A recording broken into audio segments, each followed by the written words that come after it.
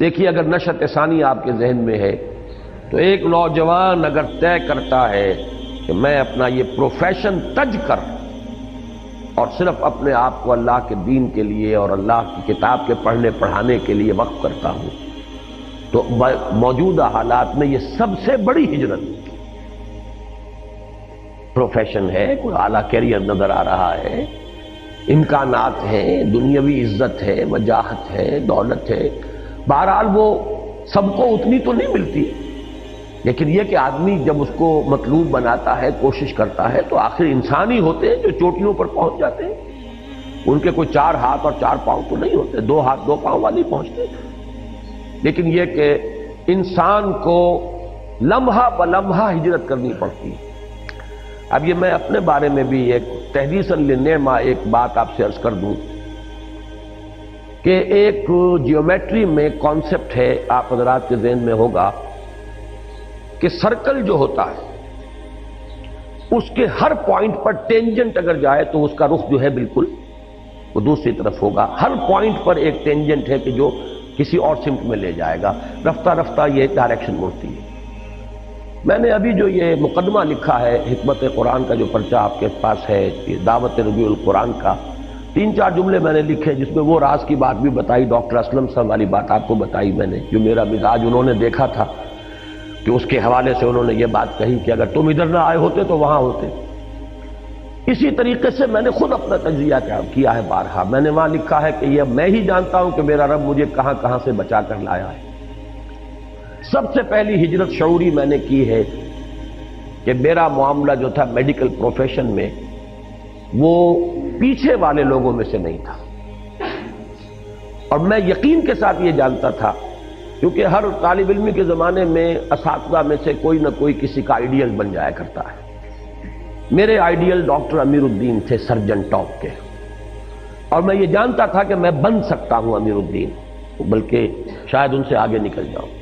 اس لیے کہ اناٹمی کے جو سرجری کے لیے اصل جڑ بنیاد ہے اس کے رگ و پے میں اتر گیا تھا میں، اتنی وہ میرے ذہن کے اندر مستحضر تھی اناٹمی۔ مجھے جب ہمارے ایک پروفیسر آئے ہیں، انہوں نے چارج لیا ہے، وہ فرسٹ پروفیشنل سے بہت ہی قبل، ڈاکٹر توسی،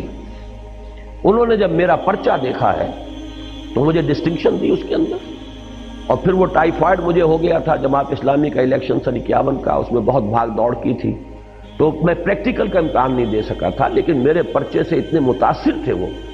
کہ انہوں نے پیغام بھیجا تھا کہ اگر صرف ڈسیکشن ہال میں آ جاؤ، حاضری لگوا دو تو میں تمہیں ڈسٹنکشن دے دوں گا، 80% سے زیادہ مارکس دے دوں گا میں، باقی کوئی امتحان نہیں ہوگا تمہارا، لیکن ایک لیگل جو ہے شرط وہ تو پوری ہو کہ آؤ تو صحیح امتحان میں، یہاں پہ حاضری تو لگے۔ لیکن ڈاکٹر الہی بخش مرحوم نے مجھے اس کی اجازت نہیں دی تھی۔ اس وقت ٹائیفائڈ بڑا ڈیڈلی مرض سمجھا جاتا تھا، کلورومائسٹین ابھی ایجاد ہوئی تھی، تو میں جانتا تھا کہ میں اگر اس اسٹریٹ لائن میں جاتا تو میں سرجن ہوتا۔ اس کے بعد آگے چلیے،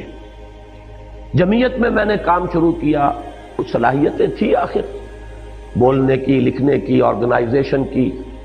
یہ جن لوگوں کو معلوم ہے پنجاب میں جمعیت کو عوامی دور میں لانے والا واحد شخص میں ہوں۔ مجھ سے پہلے یہ چھوٹا سا ایک حلقہ تھا، اس کی کوئی عوامی حیثیت تھی نہیں۔ میں جب بنا ہوں لاہور کا ناظم اور پنجاب کا ناظم بیک وقت تو ایک دم ایکسپلوژن ہوا ہے اس تنظیم۔ اس کے بعد میں نمایاں ہو گیا،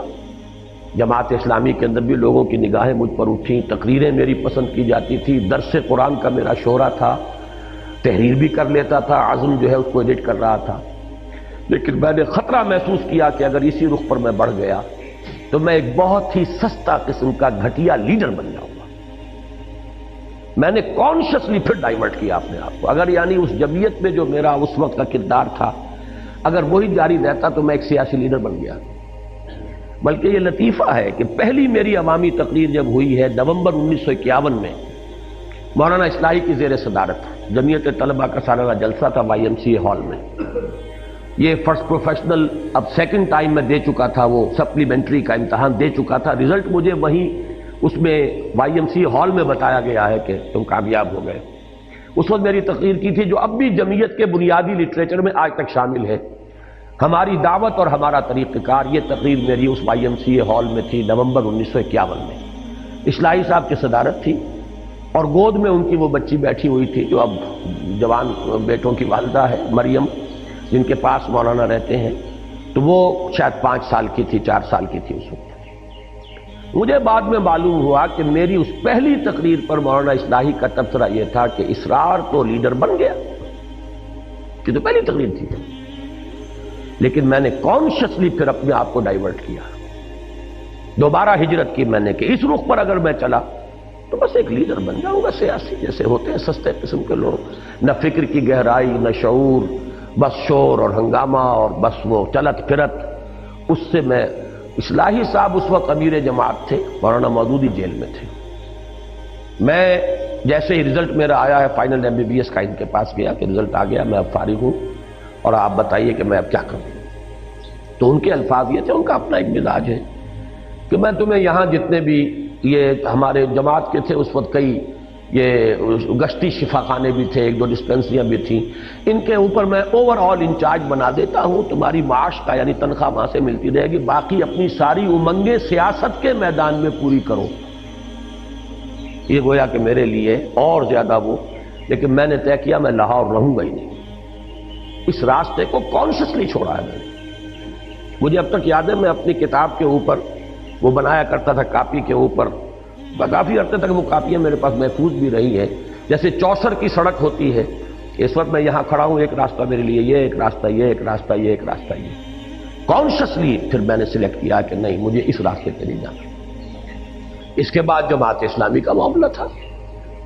تو یہ کوئی آسان کام تو نہیں تھا اختلاف کرنا مولانا مودودی سے اس وقت جب کہ میری عمر 24 برس تھی۔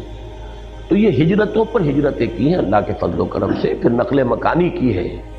میں گیا ہوں ڈاکٹر عثمانی صاحب کے ساتھ اشتراک کے لیے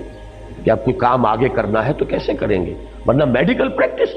توبہ کیجئے، جس شخص نے محنت کر کے کسی جگہ پر اپنی ایک حیثیت بنائی ہو، ایک کلائنٹیج بنا لی ہو، وہاں سے ڈاکٹر ہل جائے بنا۔ میں نے اٹھایا اپنا بسترا طے کیا پہنچ۔ تو یہ ہجرتیں یوں نہ سمجھیے، تو قدم قدم پر ہجرت ہے، قدم قدم پر شہادت ہے۔ یہ جو صوفیاء کے ہاں شعر کہا جاتا ہے کہ کشتگانے خنجر تسلیم را ہر زمان غیب جانے دیگر است۔ اللہ کا جو حقیقی بندہ ہے وہ تو ہر وقت اپنی جان پیش کرتا اللہ کے حضور میں، اسے کوئی ایک شہادت نہیں لاکھوں شہادتیں دنیا میں نصیب ہوتی ہیں۔ نہ معلوم اس وقت اپنے آپ کو اس نے ہلاک کر دیا ہے اللہ کی رضا کے لیے، پھر ایک نئی جان ملی ہے، پھر وہ ہلاک ہوگی۔ تو یہ تو در حقیقت ایک ہی دم شعلے کی طرح بھڑک کر بجھ جانا نہیں ہے، مسلسل جلنا، اور مسلسل جو ہے ہجرت اور جہاد، ہجرت اور جہاد، یہ تو کنٹینیوس پروسیس ہے۔ بندہ مومن کی زندگی کا کوئی لمحہ اس دونوں سے جو کہ ایک ہی عمل کے دو رخ ہیں، ان سے کبھی خالی ہو ہی نہیں سکتا۔